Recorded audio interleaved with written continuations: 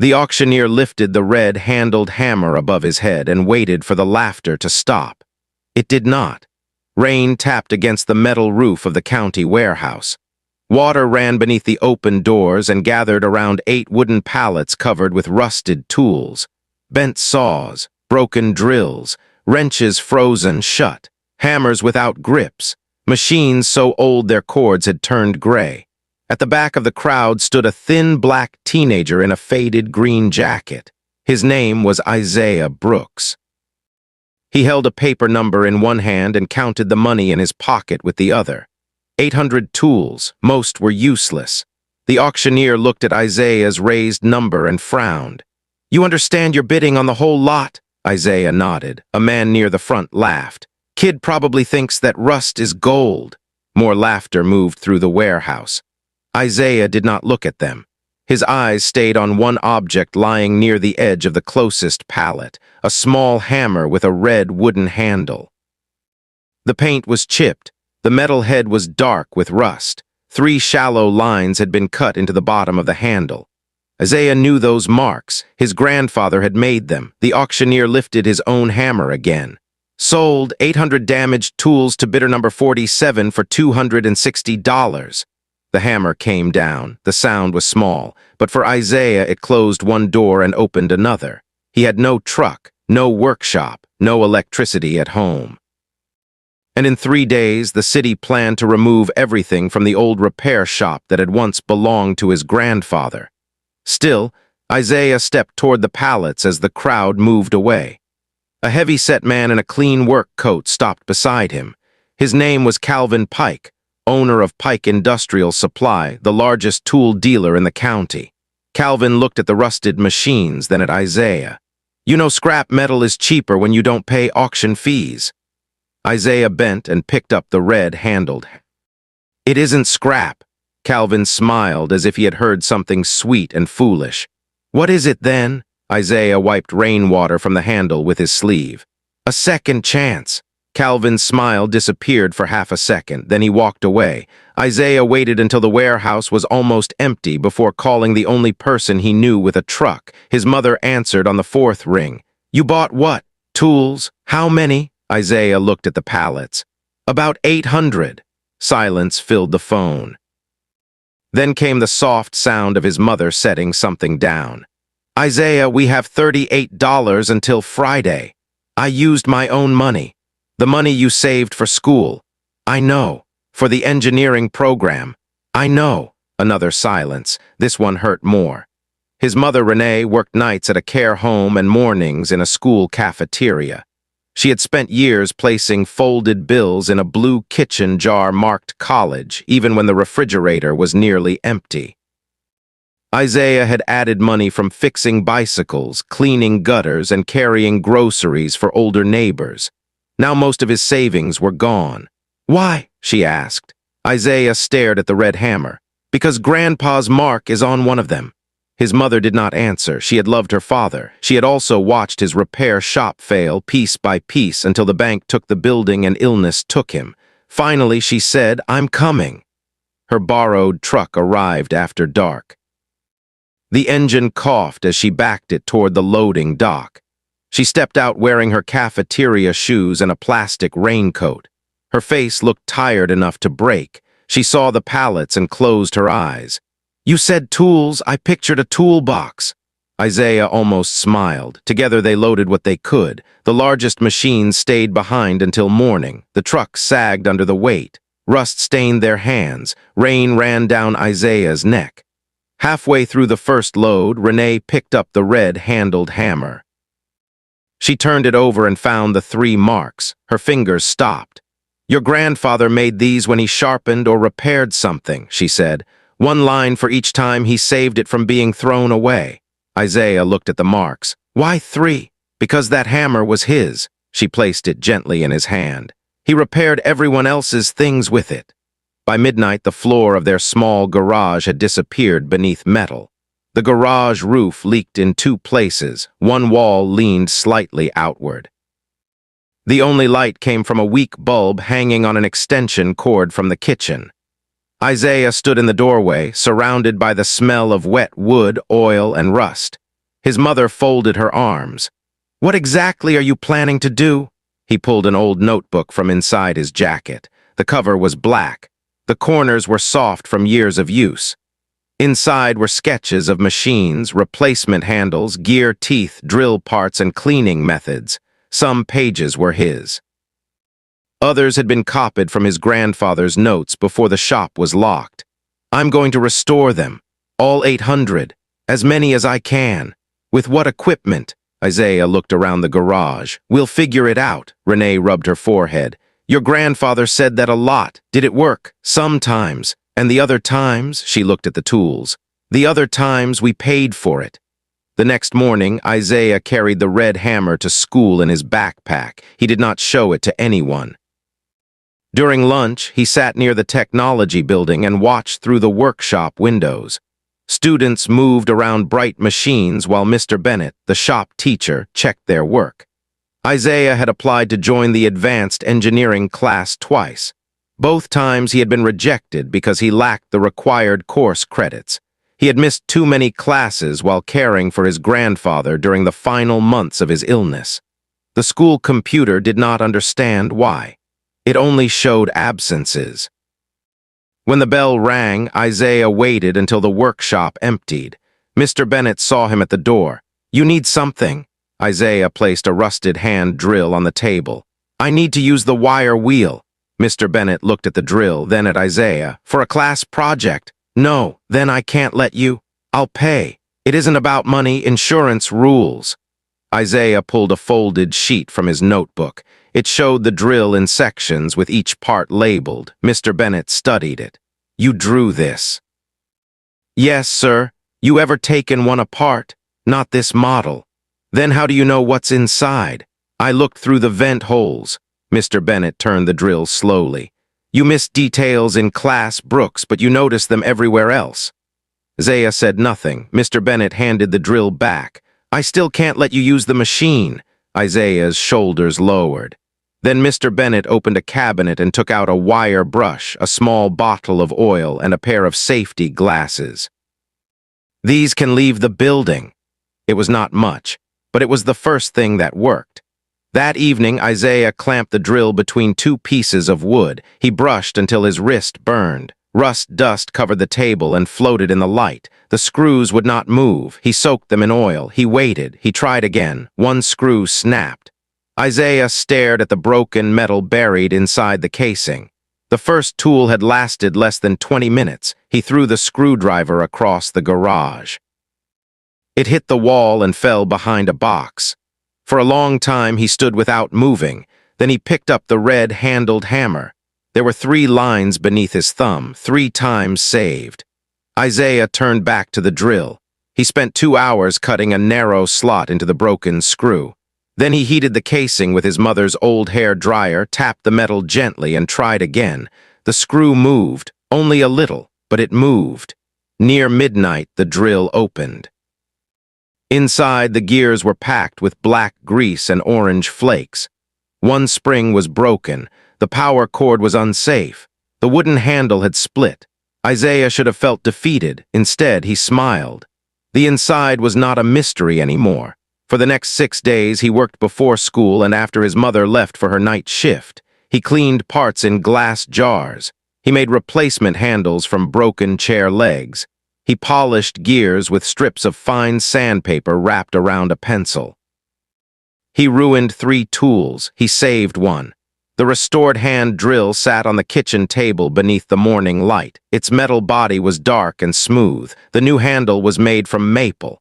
When Isaiah turned the crank, the gears moved with a quiet, even sound. Renee walked around it slowly. "It looks new." "It is." She touched the handle. "It looks better than new." Isaiah shook his head. "New things don't have scars." His mother looked at him. Neither of them spoke about his grandfather. They did not need to. Isaiah listed the drill online for $30. For 2 days, no one replied. On the 3rd day, a woman offered $12. Isaiah refused. On the 4th day, the listing disappeared beneath newer posts. On the 5th, he carried the drill to a weekend market and placed it on a folding table beside 7 other cleaned tools. People passed without stopping. Some looked at the prices and laughed. A boy picked up the drill, spun the handle too fast, and dropped it. By noon, Isaiah had sold nothing. Across the aisle, a vendor sold cheap new tool sets in bright plastic cases.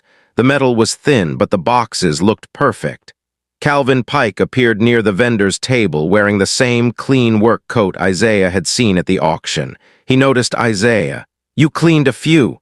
"8." Calvin picked up a restored wrench and opened its jaw. "You spent how long on this?" 3 hours. "And you're asking $18? "Yes." Calvin placed it down. "You've earned $6 an hour before materials, travel, and market fees. I'll get faster. Or more tired." Isaiah looked at the bright plastic tool sets across the aisle. Calvin followed his eyes. "People don't want old," he said. "They want easy." A rough voice came from behind him. "Some people want tools that work." An older man stood at the table. His gray beard was wet from the mist outside. He wore a carpenter's pencil behind one ear and held the maple-handled drill. He turned the crank slowly. "Who rebuilt this?"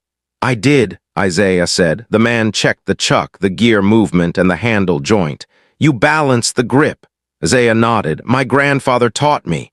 The man placed $40 on the table. Isaiah looked at the money. "I'm asking 30.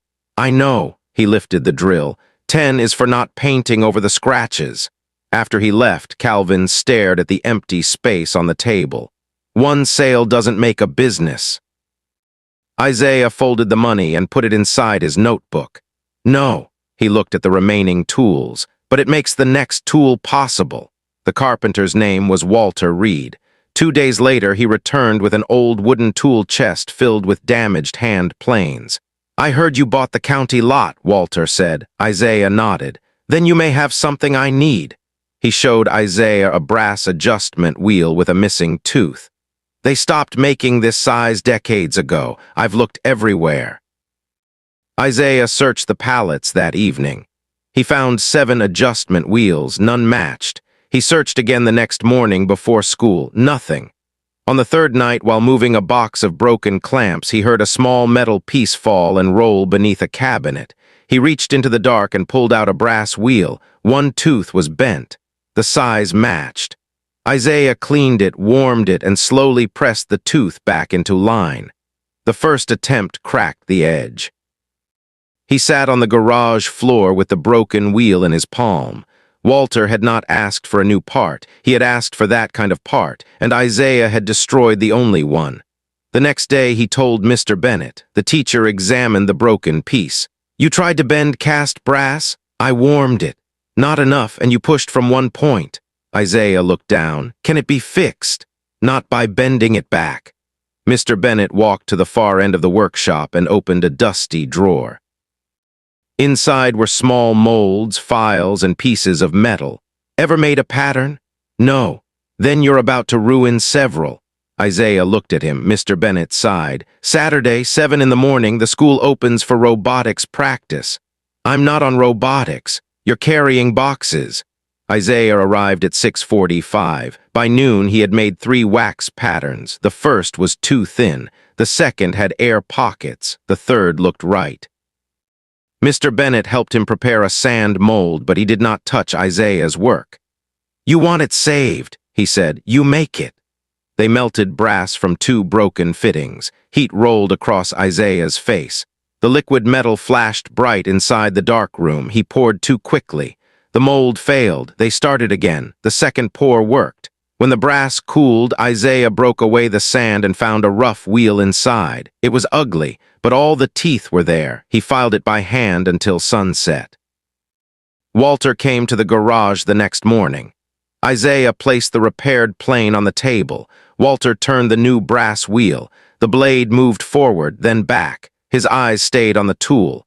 "My father gave me this plane," he said. "I was 17. Isaiah looked at the gray beard, the worn hands, and the carpenter's pencil. "You were going to keep using it?" Walter gave him a strange look. "What else would I do with it?" He paid Isaiah $100. Then he placed 3 more planes on the table. Word moved slowly at first. A plumber brought frozen pipe wrenches. A widow brought her husband's garden shears. A mechanic brought an old vise that had survived a garage fire. Each object came with a problem, and often with a story. Isaiah wrote every name in his notebook. He drew each missing part. He added dates, measurements, failures, and solutions. The garage filled with voices.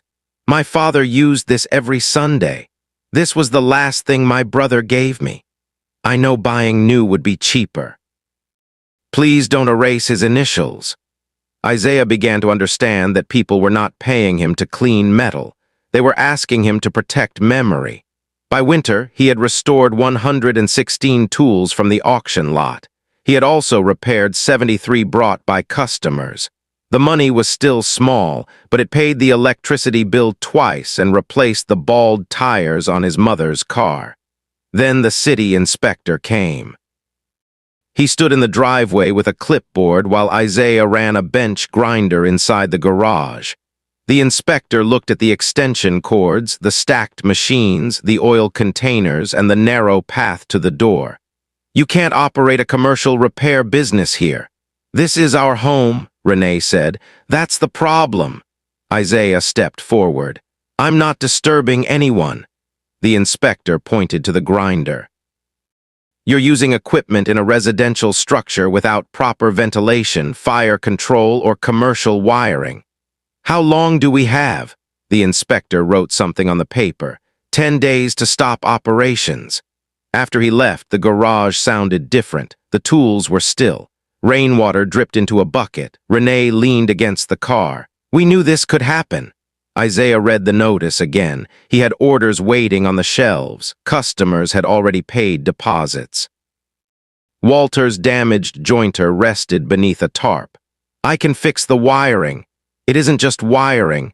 I can add fans. It isn't just fans. I'll find another place. With what money? Isaiah looked at her. She softened her voice. You helped people. You proved you could do it. That sounds like something people say when they want you to stop. I'm trying to keep us from losing the house. The words hit harder because they were true. That night, Isaiah sat alone in the garage. He held the red-handled hammer under the weak light. For months, it had felt like proof that broken things deserved time. Now it looked like a warning. His grandfather had loved the shop. He had also borrowed against the family home to keep it alive. When business slowed, every repair became a fight against another bill. Isaiah had thought the shop failed because his grandfather became sick. He was beginning to see that the cracks had started long before. Renee found him there after midnight. She sat beside him on an upside-down bucket. Your grandfather could repair almost anything, she said. Isaiah kept looking at the hammer. Except the shop. No, why didn't anyone tell me? You were a child. I'm not now, Renee nodded. He hated charging people. If someone needed help, he helped. If they couldn't pay, he waited, sometimes forever. That sounds like him. It does. Her eyes moved across the shelves. Kindness kept people coming through the door. But kindness without a plan kept food off our table. Isaiah turned the hammer in his hands. So I'm making the same mistake. No, you're standing near it. The next morning, Isaiah canceled new repairs. He finished the jobs already promised by working in Mr. Bennett's workshop during approved weekend hours. He returned every unpaid deposit. Then he counted what remained from the auction. 684 tools. Some could be restored. Some could become parts. Some were beyond saving. For the first time, he stopped treating them all the same. He sorted them into groups. Repair, parts, recycle, design. The last group was the smallest. It contained tools whose shapes or mechanisms gave him ideas. A broken hand crank grinder became the base for a low-cost sharpening machine. 2 damaged clamps became an adjustable brace for people with weak grip strength. A drill press lever became part of a foot-operated tool holder. Mr. Bennett watched him build the first working model. What is that supposed to be? Isaiah tightened a bolt. My mother's hands hurt after her shift. She drops jars and tools. So you built a clamp. I built something she can open with her foot and control with one hand. Mr. Bennett tested it. The wooden jaws closed smoothly around a jar. He looked at Isaiah. This isn't restoration. No, it's design. Isaiah nodded. For the first time, the 800 tools were not only pieces of the past, they were raw material for something new. Mr. Bennett helped Isaiah enter the foot-operated holder in a statewide student design contest. The prize was $10,000 and access to a small business workshop for 1 year. Isaiah worked for 6 weeks. The first model slipped. The second was too heavy. The third pinched the user's fingers. The fourth worked but cost too much to build. Each failure returned him to the notebook. Each new page held smaller drawings and harder questions. On the night before the deadline, the final model cracked near the base. Isaiah stared at the split wood. The application had to be delivered by 9 the next morning. Mr. Bennett had gone home. The workshop was locked. The only piece of hardwood left in the garage was the handle of an old carpenter's mallet.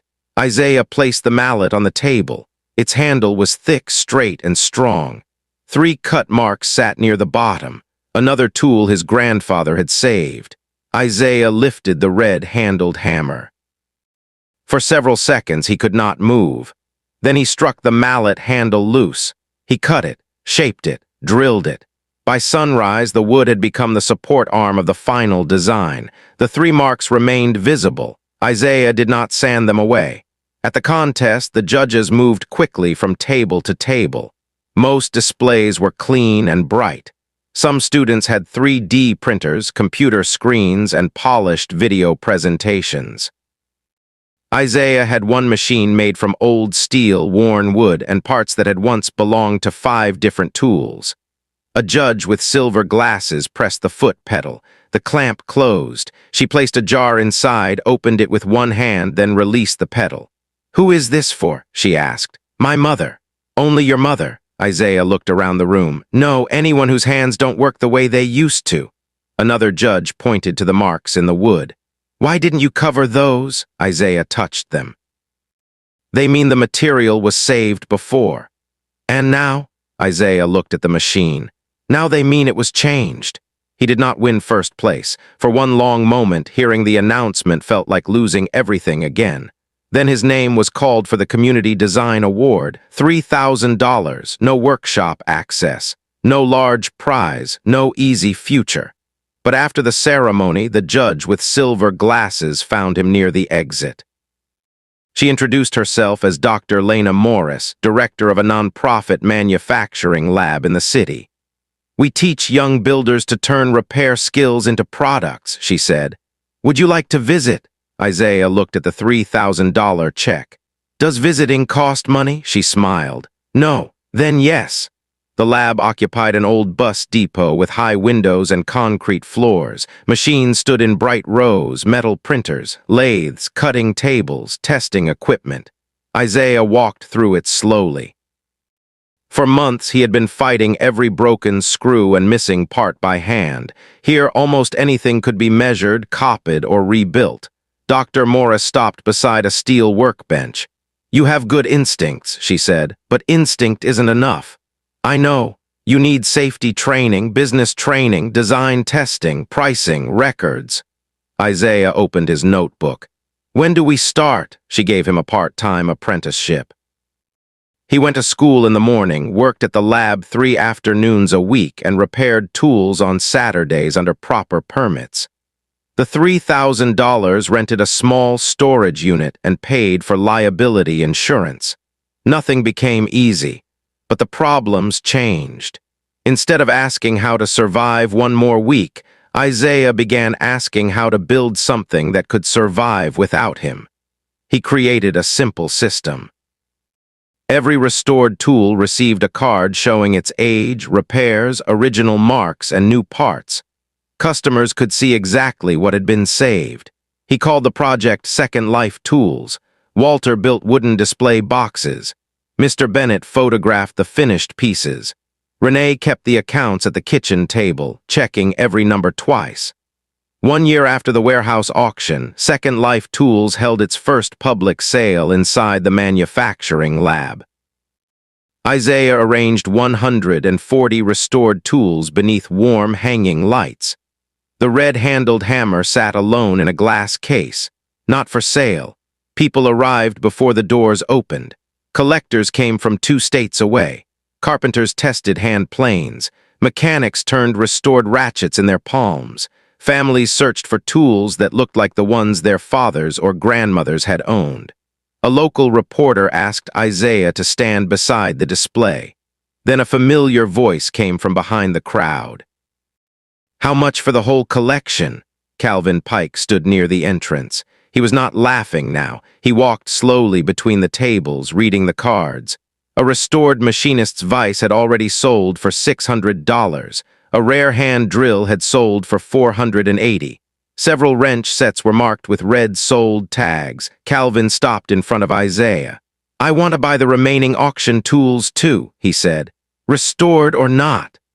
Isaiah's mother turned toward them. Walter lowered the plane he was examining. The room became quiet. A year earlier, Calvin had called the tools scrap. Now he placed a folder on the table. Inside was an offer large enough to pay Isaiah's college tuition and move Renee into a safer home. Isaiah read the number twice. "You'd own the name?" he asked. "The collection, the brand, the inventory, and the design rights. The foot clamp too? Everything." Isaiah's fingers rested on the folder. For 1 second he saw an easier life, no leaking roof. No night shifts for his mother, no storage rent, no fear of the next bill. Then he looked through the glass case at the red-handled hammer. 3 marks, saved 3 times, but the hammer had never become something else. It had stayed in one man's hand until the work was finished. Isaiah closed the folder. "I can sell you tools," he said. "I can't sell you the reason people want them." Calvin studied him. "You may never get another offer like this." "I know. That doesn't scare you." Isaiah looked toward his mother. Her eyes were wet, but she was smiling. "Of course it does." Calvin waited. Isaiah pushed the folder back. "But being scared isn't the same as being wrong." Calvin left without the collection. By the end of the day, nearly every restored tool had sold. Isaiah kept 27 pieces for teaching. The money did not make him rich. It paid debts, covered college, and gave Second Life Tools a small, permanent space inside the lab. Renee left one of her 2 jobs. Walter became the first paid restoration instructor. Mr. Bennett brought students every month. Some came because they loved machines. Some came because school had already decided they were not good at anything. Isaiah never told them they were talented. He handed them damaged tools and watched what they noticed. Years later, the red-handled hammer still sat above his main workbench. Its metal head remained dark. Its paint remained chipped. The 3 lines were still visible. But beneath them, Isaiah had cut a 4th. Not because the hammer had broken, because its meaning had changed. At first, it had been proof of what his grandfather lost. Then it became proof that old things could be saved. In the end, it became something larger. A reminder that saving the past does not mean living inside it. Sometimes the best way to honor what came before is to build what never existed. And every time a young person entered the workshop carrying something the world had thrown away, Isaiah would place the red-handled hammer in their hands and say the same quiet words. "Don't tell me what it was." He would point toward the workbench. "Show me what it can become." Some things are laughed at only because no one has seen their future yet. And sometimes the person everyone doubts is the only one willing to look long enough. If this story stayed with you, share it with someone who may need a second chance.